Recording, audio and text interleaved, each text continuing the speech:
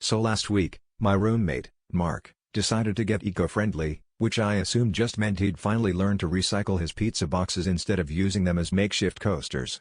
I started noticing he was hoarding vegetable peels in a bowl on the counter, but I figured he was on some kind of weird DIY skincare kick. You know, like organic cucumber mask, now with extra potato. I didn't ask questions. Mark's hobbies have included everything from extreme couponing to competitive yodeling, so I'm just glad this one didn't require earplugs. A few days later, I'm looking for some leftover lasagna in the fridge when I spot a mysterious plastic bin hidden behind the orange juice. It's got this ominous, slightly bulging lid and a label that just says "Do not open," with the creepiest smiley face I've ever seen. Naturally, my curiosity wins, because nothing bad ever happens when you ignore warning labels, right?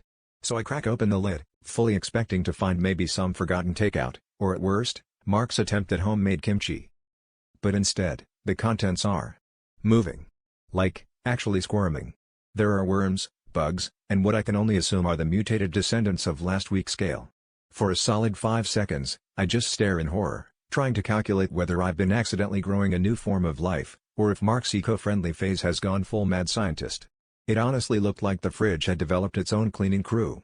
I start yelling for Mark, convinced we're about to make the news. Local apartment discovers sentient leftovers. Mark comes running, sees me holding the wiggling bin, and just goes, "Oh, that's my compost." Turns out, he'd been stashing it in the fridge to control the smell. I can't decide whether I'm more relieved or grossed out, but at least now I know, if you ever want a fridge that sorts your food for you, just add worms, because nothing separates the trash from the treasure quite like a bin that's alive and kicking.